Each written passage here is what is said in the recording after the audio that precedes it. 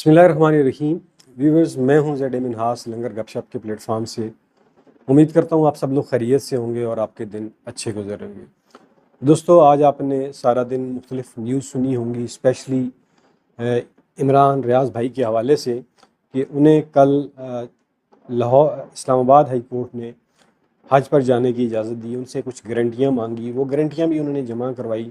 پھر جب وہ لاہور گئے تو سارا دن ان کے پیچھے سیکورٹی ادارے تو لگے ہوئے تھے۔ لاہور جب وہ گئے، حج کے لیے روانہ ہوئے، تو انہیں لاہور ایئرپورٹ کے اوپر نامعلوم افراد نے پولیس کی موجودگی میں، ان کے وکلاء کی موجودگی میں انہیں روک لیا، ان کے ساتھ بدتمیزی کی، ہاتھا پائی کی، بہرحال انہیں وہ اٹھا کے لے گئے اور پھر آج دن کو انہیں عدالت میں پیش کیا گیا اور عدالت میں جو مقدمہ ان کے سامنے رکھا گیا، کل حج کی آخری فلائٹ تھی۔ بیسک تو مقصد تھا مہرانی صاحبہ کا کہ ان کو حج سے روکا جائے، اور اس کے پیچھے آپ جانتے ہیں کہ وہ پنجاب گورنمنٹ ہی ہے۔ لاہور میں یہ واقعہ پیش آیا ہے، یہ تعصب میں اتنے گر چکے ہیں کہ ان کی آنکھیں اندھی ہو گئی، انہیں کچھ سجائی نہیں دیتا۔ اور آئی جی لاہور سے بھی جب پوچھا گیا پنجاب سے، تو وہ بھی کوئی خاطر خواہ جواب نہیں دے سکے، اور ان کی حرکتیں آپ کو پتہ ہیں، وہ پروفیشنل تو لگتے نہیں ہیں آئی جی صاحب، ایسے لگتے ہیں کہ جیسے انہیں جو ہے نا وہ 2 نمبر وارداتوں کے لیے ہائر کیا ہوا ہے۔ بہرحال جی، لاہور ہائی کورٹ میں، لاہور کی عدالت، سیشن عدالت میں ایک جھوٹا مقدمہ، بوگس مقدمے کی FIR پروڈیوس کی گئی، اور اس میں ایک دن کا عدالت نے ریمانڈ بھی دے دیا کہ انہوں نے 2.5 کروڑ کا کسی کے ساتھ، کسی کی امانت میں خیانت کی ہے۔ ہنسی آتی ہے مقدمے کے اوپر، جس بندے کو گواہ ڈالا گیا وہ کہتا ہے یار مجھے تو اس کا پتہ ہی نہیں ہے، اور جس بندے نے درخواست دی مقدمے میں، جو بندہ جس کی طرف درخواست آئی، وہ نون لیگ کا بندہ ہے، مریم نواز کا چہیتا ہے، اور ان کے اشاروں پہ ناچتا ہے، بندر ہے دوسری لفظوں میں یوں سمجھ لیں۔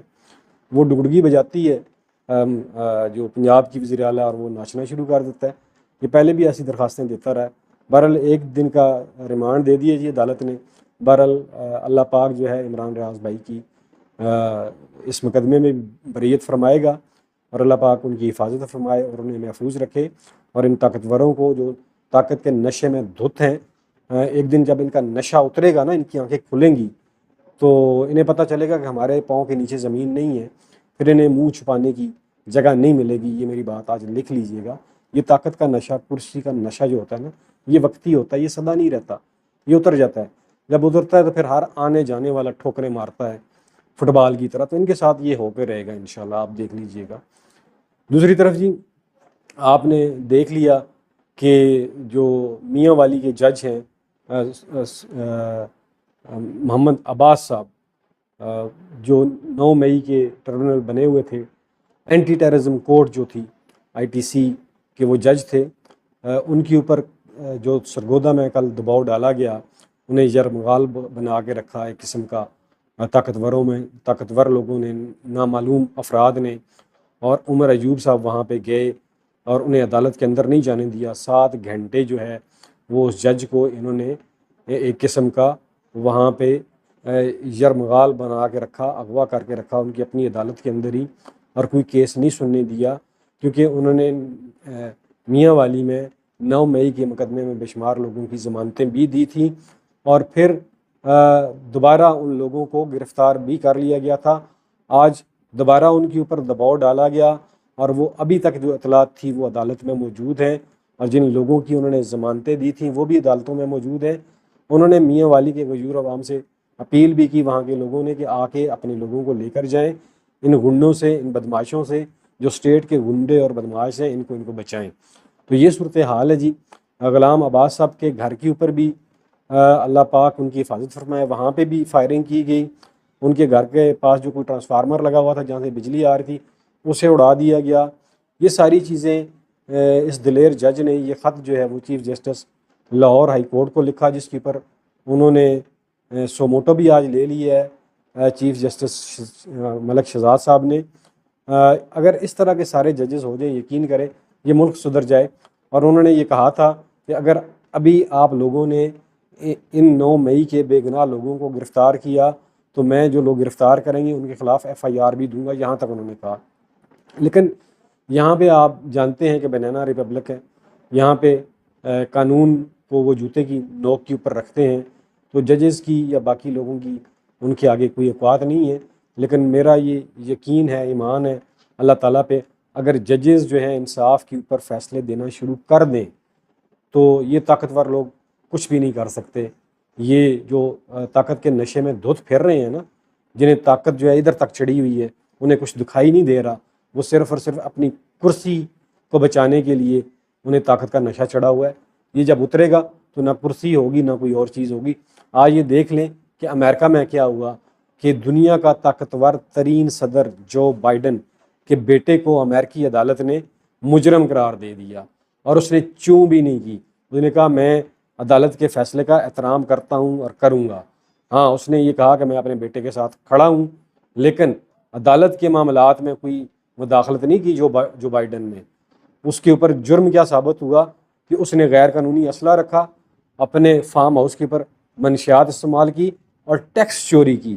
یہ 3 مقدمات تھے جو 2018 میں ہنٹر بائیڈن اس کا بیٹا ہے، اس کے اوپر یہ مقدمے درج ہوئے، اور آج عدالت نے انہیں گلٹی پایا اور ان کے اوپر فرد جرم عائد کر دی، اور جو بائیڈن چوں بھی نہیں کر سکا اتنا طاقتور صدر ہونے کے باوجود۔ اور ہمارے پاکستان کے لوگ دیکھ لیں،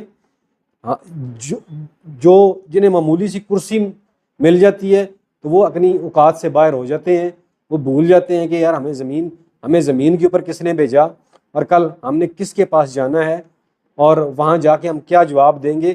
ایک وہ صدر جو غیر مسلم ہے، وہ اپنے ملک کی عدلیہ کا کتنا احترام کر رہا ہے، اور ادھر ہمارے دیکھ لیں، ہمارے چاہے چیف منسٹرز ہوں، چاہے پرائم منسٹر ہو، آئی جی ہو، یا پھر آئی بی ہو، آئی ایس آئی ہو، ایم آئی ہو، یہ کہتے ہیں جی قانون ہمارے لیے تو ہے ہی نہیں ہے، یہ تو غریبوں کے لیے ہے۔ یہ جو پاکستان کے غریب عوام ہے نا، جن کا ہم خون نچوڑتے ہیں، یہ ان کے لیے ہے، ہماری خواہشات کے اوپر عمل ہونا چاہیے۔ تو یہ صورتحال ہے پاکستان کی، جس امریکہ کی یہ پیروی کر رہے ہیں، جس کی گود میں بیٹھے ہوئے ہیں، ان کی اچھی چیزیں بھی تو آپ لے لیں ان سے، کیا ان کی بری چیزیں ہی لینی ہیں آپ نے؟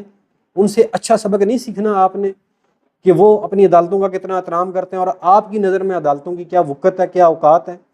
لیکن یہی عدالتیں، پاکستانی عدالتیں انشاءاللہ آپ کو جو ہے نا، آپ کی ناک میں نکیل ڈالے گی۔ یہ میری بات یاد رکھیے گا، چاہے آپ آئی جی ہیں، ڈی آئی جی ہیں، پرائم منسٹر ہیں، یا پھر چیف منسٹر صاحبہ ہیں، یا پھر آپ کے انٹیلیجنس ادارے ہیں، انہیں ناک انشاءاللہ اسی عدلیہ سے ایک دن ڈلے گی۔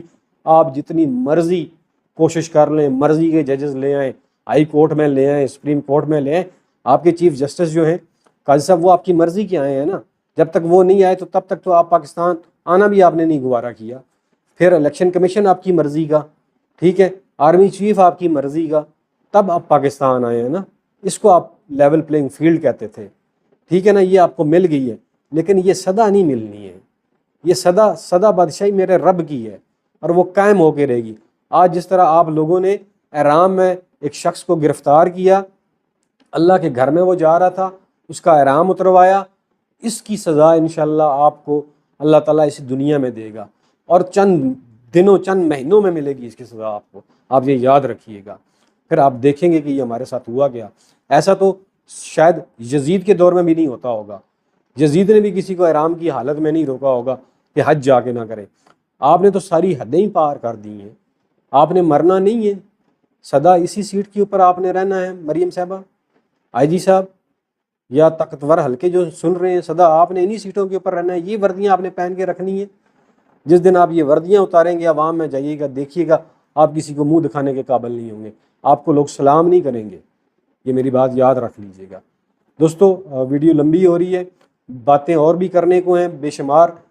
کچھ لوگ کہہ رہے ہیں جی حکومت ٹاپل ہو رہی ہے، یہ ہو رہا، کچھ بھی نہیں ہو رہا، یہ ساری ملی بھگت ہے، یہ ادھر ہی ہیں، جب تک اللہ انہیں رکھے گا تب تک یہ ادھر ہیں، اور اللہ نے ان کی رسی کو ڈھیل دی ہوئی ہے صرف اس لیے کہ شاید یہ موڑ آئیں، شاید یہ موڑ آئیں، اب شاید یہ اپنی چال چلن درست کر لیں، لیکن اللہ تعالیٰ ڈھیل دیتا ہے آخر تک، لیکن جب کھینچتا ہے نا نکیل، تو پھر کسی کی جرت نہیں ہوتی کہ اس کے ہاتھ سے وہ ڈھیل واپس لے سکے۔ تو اس سے پہلے کہ اللہ تعالیٰ آپ کی رسی کو کھینچ لے، جو ڈھیل اس نے دی ہے وہ واپس لے لے، آپ کی آنکھوں کے آگے جو چربی چڑھی ہوئی ہے نا، اس کو اتار دے، غریب لوگوں کو سکھ کا سانس لینے دے۔ آج جو ٹیکس جو بجٹ آپ نے پیش کیا، اس میں جو ٹیکسز کی بھرمار کی، یہ دوستو انشاءاللہ اگلی ویڈیو میں میں آپ کے سامنے رکھوں گا۔ انہوں نے کیا ظلم کیا اس عوام کے ساتھ، 12,900 ارب کے ٹیکسز جو انہوں نے لگائے ہیں یہ آپ سنیں گے تو آپ ان کے اوپر لانتیں بیچیں گے۔ امید کرتا ہوں یہ ویڈیو آپ کو پسند آئے گی۔ آخر میں اپنا اور اپنے پیاروں کا خیال رکھیے گا۔ مجھے دی اجازت۔ پاکستان پائندہ باد۔